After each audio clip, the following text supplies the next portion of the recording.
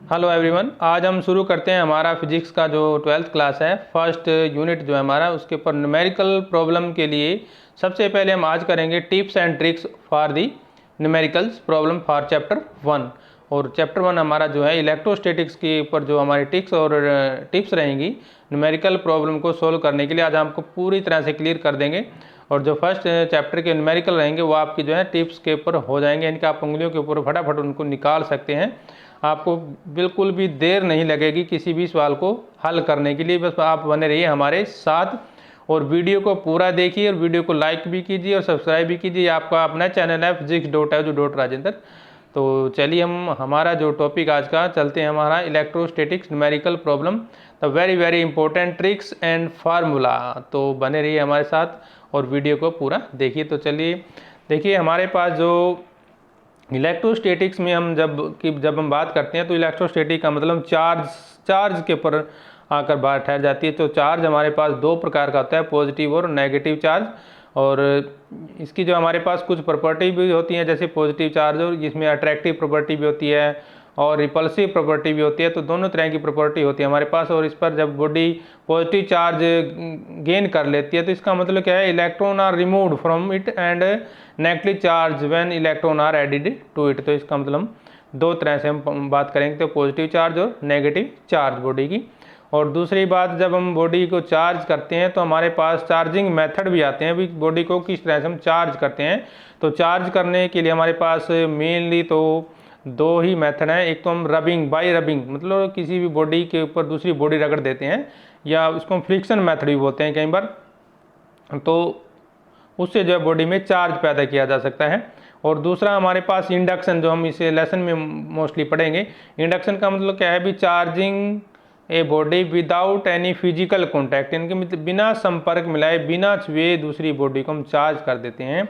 तो वो कहलाती है हमारी sorry induction, charging by induction. तो और भी हमारे इंडक्शन के चार्जिंग के कई हमारे पास सिस्टम है, जैसे चार्जिंग बाय फ्रिक्शन हो सकता है, charging by photo electric emission हो सकता है, थर्मोमोनिक इमिशन हो सकता है, फील्ड इमिशन हो सकता है। तो इस तरह से हमारे पास चार्जिंग के कई मेथड हो सकते हैं। तो नेक्स्ट पॉइंट जो हमारा बनता है, इलेक्ट्रिक चार्ज हमेशा एसोसिएटेड विद मास। ये ध्यान रखना, electric charge is always associated with mass. Mass से वो जो है बिल्कुल कंबाइंड किया गया है उसको, बिना मास के। Whereas mass can exist without electric charge. ये बात याद रखिए कि मास जो है can exist without electric charge, लेकिन इलेक्ट्रिक चार्ज के बिना मास एग्जिस्ट नहीं करता। तो ये बात आप ध्यान रखेंगे। तो हमारा जो टॉपिक चल रहा है इलेक्ट्रोस्टैटिक, हम कर रहे हैं न्यूमेरिकल प्रॉब्लम के लिए टिप्स एंड ट्रिक्स। आप बने रहिए हमारे साथ, हम आपको ऐसे ऐसे फार्मूले देने वाले हैं जो आपने कभी नहीं सुने होंगे और ना ही आपने कभी देखोगे। एक ही प्लेटफॉर्म पर हम पूरे का पूरा चैप्टर आपको पहले सोल्व करना सिखाएंगे, इसके बाद हम 2 वीडियो और बनाएंगे इसके ऊपर, जिसमें आप न्यूमेरिकल प्रॉब्लम को चुटकियों में हल कर देंगे। तो चलिए हम करते हैं बात, जो हमारा बात चल रही है ना। तो दूसरा हम क्या पॉइंट क्या है हमारे पास, जो इलेक्ट्रिक चार्ज है वो एक स्केलर क्वांटिटी है। क्या है, स्केलर क्वांटिटी है। और इसको हम जो है ऐड कर सकते हैं एल्जेब्रिकली हम इसको ऐड कर सकते हैं। और इसकी एसआई यूनिट क्या है, कूलाम है। जब भी चार्ज को मापेंगे, इलेक्ट्रिक चार्ज को मापेंगे, तो उसकी यूनिट क्या है, कूलाम है। और इसके ऊपर टोटल चार्ज क्या होता है, 1.6 × 10⁻⁻19। ये पॉइंट नोट कर लीजिए। चार्ज, इलेक्ट्रिक चार्ज कितना होता है, 1.6 × 10⁻⁻19 प्लस माइनस हम लेकर चल सकते हैं। दूसरा हमारे पास जो क्यू होता है, यानी कि चार्ज जो है प्लस माइनस एन ई, किसके बराबर होता है, प्लस माइनस एन ई के बराबर होता है। चार्ज जो होता है हमारे पास प्लस माइनस एन ई, ये फार्मूला हमारे पास plus minus n e charge निकालना है जब किसी भी बॉडी पर। इसके बाद हम करेंगे जो कूलाम्स लॉ है। देखिए कूलाम्स लॉ का फार्मूला हमारे पास, ये बड़ा ही इंपॉर्टेंट फार्मूला है इस चैप्टर के लिए। कूलाम फोर्स किसको बोलते हैं, 1/4πε में के Q1 Q2 divide by R square. R क्या है, दो चार्ज के बीच की डिस्टेंस है। Q1 पहला चार्ज है और Q2 दूसरा चार्ज है, जो सेपरेटेड बाई ये डिस्टेंस आर। 1/4πε, ये क्या है हमारे पास, कांस्टेंट है, के भी कांस्टेंट है यहाँ पर। तो ये है हमारे पास कूलाम लॉ का फार्मूला। और कूलाम लॉ में हम दो तरह से हम निकालते हैं। जब हम वैक्यूम के लिए निकालते हैं तो 1/4πε Q1 Q2 divide by R square use करते हैं। जब हम किसके लिए निकालते हैं, वैक्यूम के लिए निकालते हैं, यानी कि एयर के लिए हम देखिए ये यूज़ करते हैं। एयर में क्या है हमारे पास, के की वैल्यू क्या हो जाएगी, 1 लेके चलेंगे। क्या लेके चलेंगे? एयर के लिए के की वैल्यू क्या लेंगे हम? 1 लेंगे। तो हमारे पास एयर के लिए क्या बन जाएगा? 1/4 pi epsilon naught Q1 Q2 divide by R square. और जब हम मीडियम की बात करते हैं तो ये वाला फार्मूला चलता है हमारे पास। जब हम मीडियम की बात करेंगे तो ये ऊपर वाला फार्मूला चलेगा, यानी कि inside a medium of dielectric constant के। तो ये हमारा चलता है मीडियम के बीच में, और ये चलेगा हमारा जब क्वेश्चन पूछता है वो डाइलेक्ट्रिक कांस्टेंट जब एक लेंगे, जब हम एयर की बात करेंगे। और यहाँ पे एप्सिलॉन नॉट क्या है? Absolute permittivity of the free space. Epsilon not जो क्या है हमारे पास, जो देखिए ये क्या है हमारे पास, ये जो दिया हुआ है ये क्या है? Absolute permittivity of the free space. और इसकी वैल्यू आपने कितनी लेकर चलनी है? 8.854 8.5, ठीक है ना, सॉरी 8 और आगे होता है इसमें 54, या आप सिंपली 8.9 लेके चल सकते हैं। 8.9 इंटू में 10⁻⁻12 इंटू में 10⁻⁻12 आप लेकर चलेंगे इसकी वैल्यू। अब हम करते हैं नेक्स्ट पॉइंट हमारा। और एक बात और हम यहाँ पर आपको बताना चाहेंगे, जो डाइलेक्ट्रिक क्या होता है? Dielectric is an insulating material. Dielectric क्या होता है? एक इंसुलेटिंग मटेरियल होता है which transmit electric effect without actually conducting electricity. Note कर लीजिए दोबारा, dielectric is an insulating material which transmit electric effects without actually conducting the electricity. When the same two charge located in air, when the two same charge located in the air are placed in dielectric medium without altering the distance between them, the electrostatic force always decreases. हमेशा याद रखिए electrostatic charge हमेशा decrease होगा। और हम उसको देते कैसे हैं? F जो मीडियम में होगा, F जो किस में होगा? मीडियम में। हम आपको दिखा देते हैं एक बार। F होगा जो मीडियम में लिखते हैं हम इसको M से है, बराबर किसके होगा?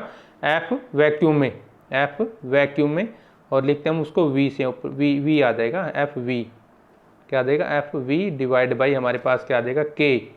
तो ये है हमारे पास फार्मूला जब हमारे पास सेम चार्ज होंगे located in dielectric medium without altering the distance between them, electric force always decreases. और मैथमेटिकली हम इसको इस तरह से लिखते हैं। ये आप नोट कर लीजिए, याद कर लीजिए।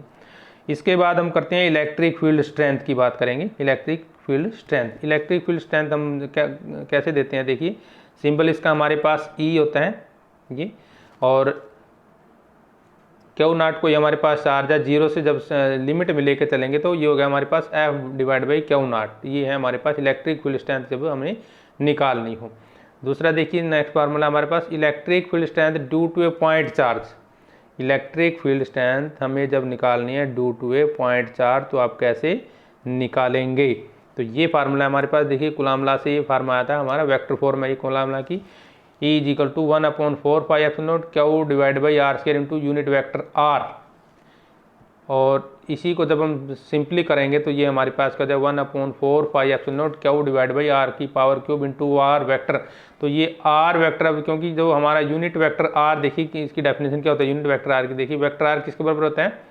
ये देखिए unit vector R is equal to vector R by R। तो ये यूनिट वेक्टर है हमारे पास, तो हमने यहाँ पे क्या रख दिया? R by R। तो यहाँ पे इसलिए पावर क्या होगी? 3 पावर हो जाएगी। तो ये है electric field strength due to a point charge का, जब हमें कोई भी क्वेश्चन आता है और हमें उसको निकालना हो तो इस तरह से हम निकालेंगे। बी पॉइंट में हम क्या करेंगे?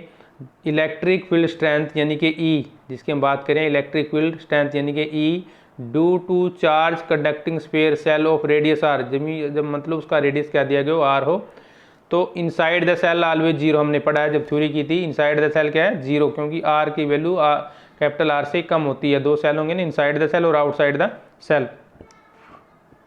तो inside the shell electric field strength क्या होगी? 0 रहेगी। याद रखिए 1 नंबर में न्यूमेरिकल आ जाता है। और आउटसाइड यदि हमें निकालना है तो हमारे पास फार्मूला क्या है? देखिए ये है 1/4 pi epsilon naught Q divide by R square. ये क्या आपका फार्मूला है जब हमें आउटसाइड निकालना हो। अगला सी पॉइंट हमारा क्या कहते हैं? देखिए electric field strength due to infinite line charge having linear charge density lambda coulomb पर मीटर। तो ये फार्मूला हमारे पास किसका? इलेक्ट्रिक फील्ड स्ट्रेंथ निकालना हो जब हमारे पास infinite line charge having linear charge density क्या है हमारे पास, लैम्डा थ्यो। तो ई क्या हो जाएगा हमारे पास 1/4 पाई एप्सिलॉन नॉट इंटू में 2 लैम्डा डिवाइड बाई आर। ये कब निकालेंगे, due to infinite line charge, ठीक है। और इलेक्ट्रिक फील्ड हमारा जो नेक्स्ट पॉइंट है, electric field strength near, electric field strength near an infinite thin sheet of charge. तो ये हमारे पास उसका फार्मूला रहेगा, ई इक्वल टू हमारे पास ये रहेगा sigma divide by 2 epsilon not. ये थिन शीट के लिए होगा हमारे पास, इनफाइनाइट होगी जो। और जब हमारे पास नियर द कंडक्टर निकालना हो, नियर द कंडक्टर, फिर हमारे पास ये फार्मूला रहेगा sigma divide by epsilon not. और इनसाइड ए कंडक्टर हमारे पास वही 0 रहेगा, ये ध्यान रखिए, याद रखिए, एक नंबर में मोस्टली आ जाता है, इसको याद कर लीजिए।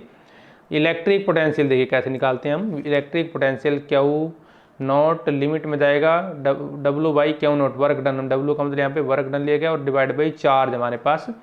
और हमारे पास देखा ये क्या होता है, इसको हम लेते हैं जब लिमिट में लेंगे तो हमारे पास क्या हो जाएगा इंटू डी एल। और electric potential due to point charge, देखिए electric potential due to point charge कैसे निकालेंगे हम, ये भी इंपॉर्टेंट क्वेश्चन है हमारे पास, याद कर लीजिए।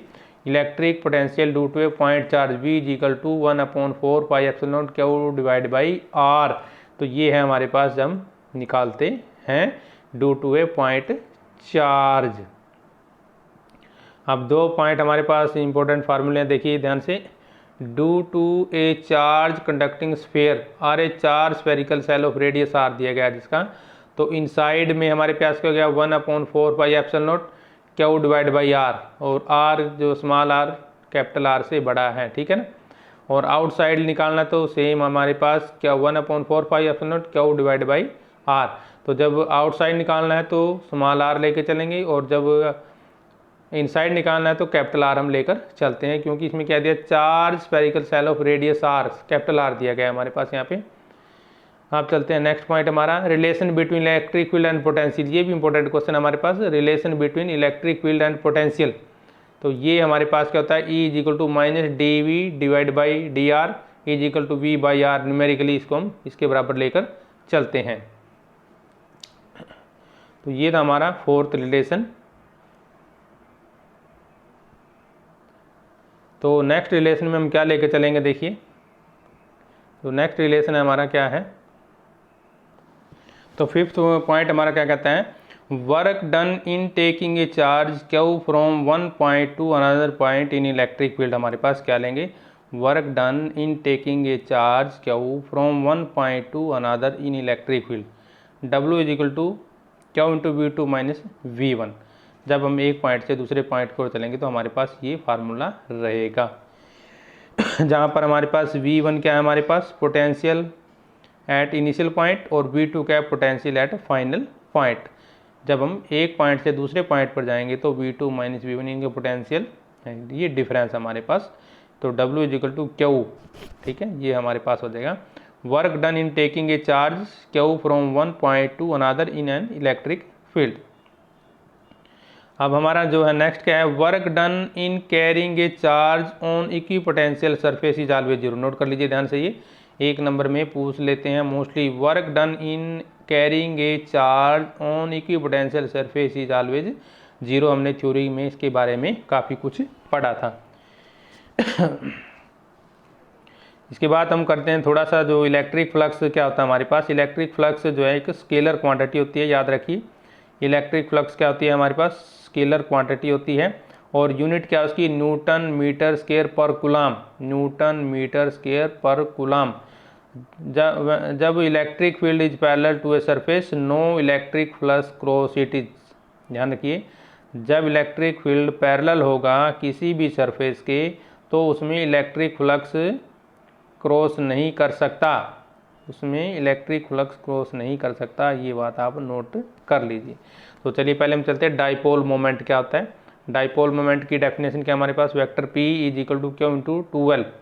2L क्या है, बीइंग दी सेपरेशन, मान लो हमारे पास जैसे ये कोई चार्ज है, हमारे पास एक चार्ज इधर है और एक चार्ज यहाँ पे Q1 Q2 या जो भी चार्ज है हमारे पास, प्लस Q माइनस Q भी ले सकते हैं। तो बीच की जो डिस्टेंस है वो 2L लेकर चल रहा है यहाँ पे, तो Q इंटू 2L हो जाएगा डाइपोल मोमेंट जब हम निकालते हैं।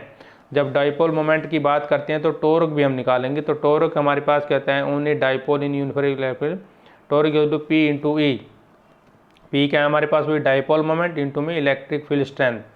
और पोटेंशियल एनर्जी क्या होती है हमारे पास, p e, potential energy of dipole u से हम डिनोट करते हैं, और वो किसके बराबर होती है, माइनस पी ई। पी हमारे पास वही यहाँ हमारे पास क्या होगा, डाइपोल मोमेंट, तो माइनस पी ई। तो जब हम इसको सिंपल फॉर्म में लिखते हैं तो पी ई कोस थीटा हो जाता है, जो एंगल होगा दोनों के बीच में, यानी कि पी और ई के बीच में जो एंगल बनेगा उसको हम कोस थीटा से लेकर चलेंगे। Work done in rotating the dipole in uniform electric field from orientation theta 1 से थीटा 2, यानी कि थीटा 1 से थीटा 2 के बाद हम किस तरह से निकालेंगे वर्क डन जब रोटेट कर रहा है, तो वो होता है हमारे पास W is equal to U2 minus U1। और U2 देखिए, U हमने अभी निकाला था, देखिए एनर्जी क्या निकाली थी, देखिए ये हमारे पास ये थी एनर्जी क्या थी, minus P E cos theta, यानी कि ये U1 लेके चलेंगे क्योंकि हमारे पास दो तरह की एनर्जी होगी, U1 U2 minus U1, formula हमारे पास वही यही है। तो P E cos theta minus P E cos theta 2, और पी ई यहाँ पे फिर कॉमन ले लेता बाद में, ठीक है ना। यहाँ पे क्या आएगा, पी ई कोस थीटा 1 या कोस थीटा 2 जो आप लगाना चाहते हैं फार्मूले के अनुसार, और यहाँ पे फिर हमारे पास ये आ जाएगा, तो दोनों को हम माइनस कर देंगे तो ये आ जाएगा हमारे पास total work done. Next point क्या है, work done in rotating the dipole from equilibrium position theta is equal to 0 to orientation theta, मतलब थीटा 0 टू थीटा तक। तो वही हमारे पास 1 माइनस कोस थीटा, जब हम थीटा की वैल्यू 0 रख देते हैं तो 1 आ जाएगा, ये वही हमारे पास P is equal to 1 minus cos theta हमारा ये हो जाएगा। तो वही हमारे पास इस जो ये इक्वेशन दी गई है इसमें हम थीटा की वैल्यू जब पुट कर देते हैं, थीटा 1 की वैल्यू 0 रखेंगे ना, तो कोस 0 देखना क्या होता है हमारे पास 1 होता है, साइन 0 0 होता है, कोस 0 1 होता है, तो 1 माइनस कोस थीटा, ये इस तरह से इक्वेशन हमारी बन जाएगी। Electric field due to a short dipole, जब हम एक्सियल की बात करेंगे electric field due to a short dipole, तो हमारे पास ये फार्मूला रहेगा 1/4 pi epsilon 2p divide by r की पावर 3r की क्यूब आ जाएगा, ठीक है। नेक्स्ट पॉइंट, जब इक्वेटोरियल पॉइंट लेंगे यानी कि परपेंडिकुलर लेंगे तो हमारे पास ये फार्मूला रहेगा, मतलब जो ऊपर वाला फार्मूला है उसका हाफ हो जाएगा। एक्सियल का हाफ होता है जब हम परपेंडिकुलर लेकर चलते हैं, ये पॉइंट नोट कर लीजिए। एक्सियल का हाफ रहेगा जब हम इक्वेटोरियल पॉइंट पर लेकर चलते हैं, ये एक्सियल का है, देखिए फार्मूला, इसका यदि माफ कर देते हैं तो इक्वेटोरियल पॉइंट पर आ जाता है, परपेंडिकुलर में आ जाता है। आगे लेते हैं हम इलेक्ट्रिक पोटेंशियल कैसे निकालेंगे एक्सिस पर। एक्सिस पर हमारे पास सेम वही फार्मूला रहेगा, देखिए जो अभी हमने किया है 1/4 pi epsilon P divide by R square, और परपेंडिकुलर लेंगे तो वो हमारे पास क्या होगा, 0 होगा इक्विपोटेंशियल पॉइंट पर। अब डाई इलेक्ट्रिक कॉन्स्टेंट की बात हमने पहले भी की थी, क्या होता है फार्मूला देख लीजिए, एप्स जो हमारे पास epsilon divide by epsilon naught, यानी कि मीडियम डिवाइड बाई क्या है, capacitance in medium divide by capacitance in air की रेशो को हम बोलते हैं डाई इलेक्ट्रिक कॉन्स्टेंट क्या बोलते हैं, dielectric constant. Capacitance of medium to the capacitance of air is known as dielectric constant. एक नंबर में डेफिनेशन आ जाती है, तो यू मस्ट लर्न इट, ऐसे आप जो है अच्छी तरीके से याद कर लीजिए। अब चलते हैं हमारा next point, capacitance of a parallel plate capacitor, इसके ऊपर न्यूमेरिकल आते हैं, इसको अच्छी तरह से नोट कर लीजिए। Capacitance of a parallel plate capacitor यानी कि C equal to epsilon naught A divide by D, A divide by D जब एयर की बात करते हैं, और जब मीडियम की बात करेंगे तो डाइलेक्ट्रिक कांस्टेंट K होता है हमारे पास, तो ये साथ में क्या आ जाएगा, K आ जाएगा हमारे पास। क्लियर है ये बात। अब जब हम बात करते हैं when the space between the plates is partially filled with dielectric of the thickness T, then capacitance का हमारे पास फार्मूला ये है, नोट कर लीजिए इसको, C equal to epsilon naught A T minus T into 1 minus 1 by K, ये होता है हमारे पास जब हम कैपेसिटेंस की बात करते हैं between the parallel partially field जो प्लेट होती हैं उनकी जब हम बात करते हैं तो हम इस तरह से लेकर चलेंगे। 2-3 पॉइंट हम आपको और दे देते हैं, क्या क्या पॉइंट होंगे, देखिए total electric flux through a close surface की कुछ प्रॉपर्टी करते हैं, is not affected by the charge present outside the closed surface, बल्कि depend only upon the charge enclose by the closed surface. Second point, not affected if charge inside the close surface are move to new position, बात करें हम electric flux की बात करें। और दूसरा point हमारा जो मेन बनता है, electric flux through a small portion of close surface, electric flux through a small portion of closed surface की जब हम बात करेंगे तो वो affected by the charges present outside the closed surface. और सेकंड इसमें बनेगा may change if charge inside the close surface are move to a new position. एक हमारे पास होती है electric field intensity due to a charge distribution can be calculated by applying Coulomb law और principle of superposition. इसलिए principle of superposition का भी आप याद कर लीजिए फार्मूला जो हमारा बनता है। एक नेक्स्ट पॉइंट करें हम गॉसियन सरफेस क्या होता है, जिसके लिए हम गॉसियन सरफेस क्या होता है, जब हम किसी भी मतलब जब हम गॉस लॉ यूज़ करते हैं तो उसके लिए जितना भी हम एरिया चूज़ करेंगे, जितना भी सरफेस चूज़ करेंगे उसको हम बोलेंगे गॉसियन सरफेस। ठीक है, अब चलते हैं हमारा जो नेक्स्ट जो फार्मूला बनता है कैपेसिटेंस इन सीरीज और पैरेलल में। देखिए ये इंपॉर्टेंट क्वेश्चन हमारे पास, कम्बिनेशन ऑफ कैपेसिटर हम किस तरह से लेकर करते हैं। कम्बिनेशन ऑफ कैपेसिटर नोट कर लीजिए क्या होते हैं कम्बिनेशन ऑफ कैपेसिटर। तो 1/c is equal to 1/c plus 1/c2 plus 1/c3। ये कब लेंगे, जब सीरीज में लेते हैं। देखिए रेजिस्टेंस जब हम सीरीज में लेते हैं तो वो सीधा डायरेक्ट होता है R इज इक्वल टू, उसका मतलब उल्टा हो गया ना, देखिए R1 plus R2 plus R3 वो ऐसे होता है, लेकिन ये इसका उल्टा हो गया। In series the same all capacitor Q1 Q2 बराबर होंगे और no potential difference between the point. ये ध्यान कर लीजिए। देखिए capacitor in series net capacitance is given by 1/c is equal to 1/c plus 1/c2 plus 1/c3। In series the charge is same on all the capacitor, सभी capacitor पर charge जो क्या रहेगा सेम रहेगा। और नेट पोटेंशियल डिफरेंस क्या रहेगा हमारे पास V1 plus V2 plus V3। ये 3 पॉइंट नोट हो जाएंगे। अब पैरेलल सीरीज में देखिए, पैरेलल सीरीज में हम इसका उल्टा करेंगे सेम। पैरेलल सीरीज में हम डायरेक्ट जोड़ देते हैं C1 plus C2 plus C3। Potential difference same रहेगा इसमें, यानी कि V1 is equal to V2 V3। इसमें सेम नहीं था, देखिए इसमें ये था। और इसमें चार्ज क्या रहेगा इंडिविजुअल हम जोड़ देंगे, इसमें क्या था बराबर था। तो ये हम कई बार डिफरेंस भी आ जाता है कम्बिनेशन जो हम करते हैं पैरेलल में और सीरीज में, तो डिफरेंस बताइए। तो ये 3 पॉइंट आप आराम से लिख सकते हैं। नेट कैपेसिटेंस लिख दो, पोटेंशियल डिफरेंस लिख दो और चार्ज लिख दो। तीनों में एक आपने याद करना है, दूसरा उसका उल्टा होता है, बिल्कुल आसान है हमारे पास। अब देखिए एनर्जी स्टोर, ये इस पे जो है न्यूमेरिकल 100% आता है 2 नंबर में या 1 नंबर में। तो इस फार्मूले को आप अच्छी तरीके से याद कर लीजिए, ना का कोई मतलब नहीं है ना आए। It is very 100% formula use in the numerical. चाहे आप CBSE का किसी भी एग्जाम में बैठोगे तो एनर्जी स्टोर जरूर आएगा, क्योंकि हमारे लाइफ में एनर्जी जो है बिल्कुल पीछे पड़ी हुई है। बिना एनर्जी के तो हमारा कोई भी जो है जीव है या कोई भी बॉडी है नहीं मूवमेंट में आ सकती। तो जैसे ही हम एनर्जी देंगे तो वो मूवमेंट में आ जाती है। इसका मतलब एनर्जी स्टोर हमें पता होनी चाहिए एनर्जी स्टोर कैसे निकालते हैं। तो इसका सिंपल सा हमारे पास फार्मूला है एनर्जी स्टोर का, U is equal to half CV² और या फिर Q²/2C या फिर हाफ QV। ये फार्मूला मोस्टली यूज होता है, कई बार ये भी यूज होता है। Energy stored per unit volume of a charge capacitor is given by, ये हमारे पास formula U is equal to U by small v is equal to 1/E² joule per metre cube. Where is the electric field strength, ये क्या है हमारे पास electric field strength है, बाकी सारे हमारे कॉन्स्टेंट हो जाएंगे। अब हमारे पास आता है electrostatic energy density. Electrostatic energy density क्या होती है, देखिए ध्यान से। इसका फार्मूला हमारे पास U is equal to half E∝E²। और इन एयर की बात करते हैं और मीडियम की बात करते हैं 1/2E²। बस हमें क्या है, ये सिंबल में फ़र्क पड़ जाएगा। देखिए इसमें यहाँ पे सिंबल ये यूज़ किया है, एयर के लिए ε0 यूज़ करते हैं और वैसे हम सिंपल वैसे यूज़ करते हैं। Induce charge of on a dielectric, ये आ जाएगा हमारे पास Q dash minus equal to minus Q into 1/K। Total electric flux कैसे निकालते हैं, देखिए ये देखिए इंपॉर्टेंट फार्मूला ये भी phi is equal to surface integral दिया हमारे पास E into DS is equal to 1/ε0 into net charge enclose by the surface.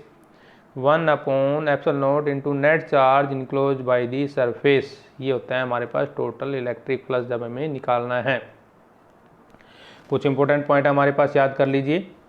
Charge on electron कितना होता है -1.6 इंटू 10⁻⁻19 कूलम्स। ये वाला पहला पॉइंट याद कर लीजिए। Charge on 6.25 into 10⁸ electron equal 1 coulomb. ठीक है, और 1 कूलम कितना हो जाएगा 3 इंटू 10⁻9 स्टेट ESU चार्ज बोलते हैं जिसको, या 1/10 of EMU of the charge. 1 Faraday किसके बराबर होता है 9600 देखिए ध्यान से दोबारा 96,500, जिसको हम बोलते हैं 96,500 बोलते हैं जिसको। टोटल पॉजिटिव और negative charge on an object of mass having mass number A and atomic number Z, तो ये हम याद करेंगे। ठीक है, क्लियर है बात ये। अब हम लेते हैं हमारा पास जो नेक्स्ट पॉइंट बनता है, ठीक है, टोटल पॉजिटिव और negative charge on an object of mass having mass number A and atomic number Z। ये दिया हो तो हम किस तरह से निकालते हैं, Q is equal to M small में N divide by A into में Z आ जाएगा हमारे पास। ठीक है, वेयर N की वैल्यू हम क्या रखेंगे जी, और है क्या ये चीज़ हमारे पास एवोगैड्रो नंबर। फैक्टर 1/4πε0 की वैल्यू क्या होती है ये याद कर लीजिए, एक पॉइंट में कई बार आ जाता है और कई बार न्यूमेरिकल में हम फटाफट इसको यूज भी कर सकते हैं। 1/4πε0 इजिकल टू 9 इंटू 10⁻9। सिंपल है याद करना, 9 इंटू 10⁻9, 9 सीधा सी बात। नेक्स्ट पॉइंट देखिए, a system of charge is said to be in equilibrium if net force experienced by each charge of the system is 0 on each charge of the system must be 0. For a system of 2 or more charges in be in equilibrium, net force on each charge of the system must be 0. Clear है ये बात। If an infinite number of charges each equal to Q are placed along x-axis, x is equal to 1, 2, 4, 8 and so on, then electric field at point x हम कैसे देंगे, सिंपल सा फार्मूला हमारे पास, is equal to 0 due to this set of the charge is given by क्या देंगे हमारे पास Q डिवाइड बाई 3πε0। याद कर लीजिए, अच्छा फार्मूला बहुत बढ़िया। In the above set up the consecutive charge have opposite sign, then electric field at point x is equal to 0। यदि हम x की वैल्यू 0 लेते हैं तो हमारे पास फिर क्या फार्मूला रहेगा, E is equal to Q divide by 5πε0। Next formula हमारा, total charge on surface of sphere having surface charge density sigma, क्या होता है Q is equal to 4πr² sigma, 4πr² sigma. अब total next point, total charge on a sphere having volume charge density rho, तो उसके लिए क्या होगा Q is equal to 4 divide by 3πr³ rho. Clear है ये पॉइंट। अब चलते हैं हम नेक्स्ट पॉइंट की ओर। Total electric flux coming out of a cube, total electric flux coming out of a cube, ये देखिए हमारे पास total Q divide by ε0, Q divide by ε0। और नेक्स्ट क्या है, total flux coming out of a cube through all the 6 faces, जब faces 6 होंगे तो डिवाइड बाई कितना हो जाएगा 6 हो जाएगा, कितना हो जाएगा 6। तो फार्मूला वही हमारे पास Q is 5 is equal to 5 divide by 6, यानी Q divide by 6 into ε0। Next क्या कहता है, if a charge particle of mass m and having a charge Q is accelerate through the potential difference V, then its gain kinetic energy क्या होगी हमारे पास 1/2 mv² is equal to QV, 1/2 mv² is equal to QV। ये note कर ली याद, बिल्कुल अच्छा formula है, ये भी बहुत बढ़िया फार्मूला है। ये आ गया फिर वही दोबारा फार्मूला जैसे हमने अभी किया है, if an infinite number of charges is equal to Q are placed, तो ये क्या आ जाएगा, ये x आ जाएगा हमारे पास, ये गलती आ गया है, इसको मिशन मान लीजिए। x की वैल्यू 1, 2, 4, 8 लेते हैं तो electric potential at point x is equal to due to this set of charges is given by अभी जो हमने फार्मूला किया था, सेम फार्मूला है हमारे पास ये। It acquires a velocity if the above setup is consecutive charge having opposite sign, तो फिर हमारे पास ये आ जाएगा 6 टाइम आ जाएगा ये। ठीक है, अब ड्रॉप के बारे में इंपॉर्टेंट फार्मूले 2-3 देखिए।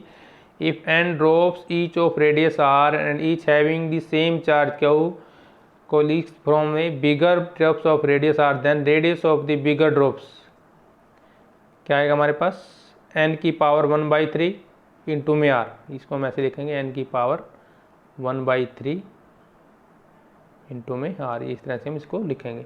टोटल चार्ज क्या हो जाएगा n क्यूब, टोटल चार्ज क्या हो जाएगा n क्यूब। और potential of the bigger drops क्या हो जाएगा n raise to power 2/3 into में potential of the single small drops, ये फार्मूला रहेगा। Capacitance of the bigger drops, capacitance निकालना है तो n की power 1/3 into capacitance of the single small drops if the bigger drops. Energy of the bigger drops यदि हमें निकालनी है तो क्या हो जाएगा हमारे पास n की power 5/3 into energy of a single small drops. देखिए अब इंपॉर्टेंट है, थोड़े से फिगर लेते हैं हम। इक्विवेलेंट कैपेसिटेंस कैसे निकालेंगे, जब मान लो किसी भी सर्किट में कैपेसिटेंस को इस तरह से जोड़ा गया है, जैसे हम रेजिस्टेंस में करते हैं सेम इसमें भी ऐसे ही करेंगे। देखिए ये C1 है और ये C2, ये C1 है और ये C2 है और ये C3 है, 3 पॉइंट दिए गए हमारे पास C1 C2, ये कैपेसिटर है हमारे पास। जब हम इस तरह से किसी भी कैपेसिटर को जुड़ा देखते हैं तो हम किसको क्या मानेंगे, तीनों को एक साथ में पैरेलल मानकर चलते हैं, क्योंकि C1 किसके साथ जुड़ा हुआ है, C2 के साथ पैरेलल में दिख रहा है। देखिए C1 C2 के पैरेलल में और C2 C3 के पैरेलल में है, क्योंकि ये दो देखिए यहाँ से जोड़ा गया है, कनेक्शन यहाँ से जोड़ा गया ना, तो इसका मतलब ये पैरेलल में होंगे, इसलिए इस तरह से हम इसको जोड़कर न्यूमेरिकल प्रॉब्लम को हल करेंगे। नेक्स्ट पॉइंट देखिए, जब इस तरह से कैपेसिटर को जोड़ा गया हो, इस तरह से देखिए ध्यान से, जब इस तरह से जोड़ते हैं तो भी ये किस में आते हैं, पैरेलल में आते हैं, क्योंकि देखिए इनका बैटरी पॉइंट जो है कॉमन लिया गया, यहाँ से ये कॉमन हो गया और ये इसके साथ आ गया। देखिए तो इसका मतलब जो C1 है C3 के पैरेलल में आ गया और ये इन दोनों के पैरेलल में है C2, ये C2 क्या है, इन दोनों के पैरेलल में, तो ये फिगर हमारे पास बन जाएगा। अब इसी फिगर को हम ध्यान से देखिए, जो अभी किया था इसको हम कैसे जोड़ेंगे, इसमें हम ज़्यादा आगे देखिए, ये क्या है C3, ये क्या है C4 और ये क्या है C2, ये क्या है C5 और ये क्या है C1। तो जब इस तरह से जोड़े गए हो तो पहले हम इसको सिंपली इस तरह से भी जोड़ सकते हैं। देखिए ये इस तरह से भी जोड़ सकते हैं और इस तरह आएगा तो इस तरह से हम जोड़ सकते हैं। तो ये हमारा सेकंड टाइप हो जाएगा किसी भी न्यूमेरिकल प्रॉब्लम को हल करने के लिए। देखिए ये दोनों क्या है हमारे पास, पैरेलल में है ना, C1 एंड C3 पैरेलल में रहेंगे, C1 और C3 पैरेलल में है, C2 और C4 पैरेलल में है। देखिए ध्यान से देखिए, ये दोनों पैरेलल में है, C2 और C4, C1 और C3 ये क्या है हमारे पास, पैरेलल में रहेंगे। तो ये थे हमारे जो इसके मुख्य टिप्स एंड ट्रिक्स थे इस लेसन को करने के लिए। तो इनको जो आप अच्छे तरीके से याद कर लीजिए तो आपको जो है सॉल्व करने में आपकी ये काफ़ी मदद करेंगे। तो थोड़े से पॉइंट और हम डिस्कस कर लेते हैं। इलेक्ट्रिक पोटेंशियल हमारे पास एक स्केलर क्वांटिटी होती है, याद रखिए इलेक्ट्रिक पोटेंशियल क्या होती है, स्केलर क्वांटिटी होती है। और electric potential eight A point is not necessarily zero if electric field at that point is zero. और नेक्स्ट पॉइंट हमारा, if the electric potential is constant होता है, हमारे किसी एरिया में इलेक्ट्रिक पोटेंशियल यदि कांस्टेंट हो तो तब क्या होगा, इलेक्ट्रिक फील्ड क्या हो जाएगा, वहाँ पर जीरो हो जाएगा। दूसरे शब्द में यदि हम कहें electric potential is a constant in a area then there can be no electric field in that area, मतलब उस क्षेत्र में कोई भी इलेक्ट्रिक फील्ड नहीं होगा यदि वहाँ पर हम फिक्स मान लेते हैं। दूसरा पॉइंट और नोट कर लीजिए, इलेक्ट्रिक पोटेंशियल हमेशा सेम रहेगा कंडक्टर के अंदर, किसी भी कंडक्टर के अंदर इलेक्ट्रिक पोटेंशियल हमेशा सेम होता है किसी भी कंडक्टर के अंदर हर पॉइंट पर। फर्दर हम बात करें तो potential inside the conductor is equal to the electric potential at its surface. तो इसका मतलब क्या है, electric field inside a charge conductor is zero, तो इसलिए हम क्या मानते हैं, जीरो मानते हैं। और दूसरा पॉइंट, यदि हम आउटसाइड की बात करते हैं स्फेरिकल कंडक्टर हो तो whole charge appear to be concentrate at it centre के ऊपर वो दिखाई देगा। ये पॉइंट हमारा नोट कर लीजिए। दूसरा हमारे पास electric potential at any point to dipole, हमने जो है इसका फार्मूला आपको पहले ही समझा दिया है। क्लियर है ये बात। 2-3 पॉइंट हो रहा है जो मेन है। देखिए electric potential is a scalar quantity but electric जो ग्रेडियंट है वो स्केलर क्वांटिटी नहीं है, वो क्या है, वेक्टर क्वांटिटी है। Next point, surface at every point of which electric potential is same is called the equipotential surface बोलते हैं हम उसको। और इक्विपोटेंशियल सरफेस किसी भी आइसोलेटेड पॉइंट के लिए किस तरह का होता है, कॉन्सेंट्रिक होता है हमेशा उसके और next point, work done in moving a test charge over an equipotential surface क्या रहेगा, 0, कोई वर्क डन नहीं होगा उसके ऊपर। और electric field always at right angle to the equipotential surface, electric field हमेशा क्या होता है 90 डिग्री पर होता है, परपेंडिकुलर होता है हमेशा, ये बात नोट कर लीजिए। और दो equipotential surface can never intersect each other, दो इक्विपोटेंशियल सरफेस से एक दूसरे को कभी नहीं काट सकते, ठीक है। तो ये था हमारा आज का जो मुख्य हमारी जो बातें थी। तो आशा है कि आपको ये बहुत पसंद आएगा। इसको जो है ये जो हमने अभी आपको फार्मूले कराए हैं, टिप्स दिए हैं, उसको अच्छे तरीके से याद कर लीजिए। अब इसके बाद हम जो है एनसीईआरटी की जो न्यूमेरिकल हैं या अन्य बुक के जो न्यूमेरिकल हैं, जो इंपॉर्टेंट न्यूमेरिकल है जो बोर्ड में आते हैं, उनको कंप्लीट करेंगे। और जब उनको कंप्लीट करेंगे तो इन फार्मूलों का हम बार बार यूज़ करेंगे, इसलिए हमने पहले ही सोचा कि क्यों हम एक बार सभी फार्मूलों को रिवाइज कर लें। तो नेक्स्ट वीडियो के लिए वेट कीजिए, तब तक हमें दे दीजिए इजाज़त। जय हिंद।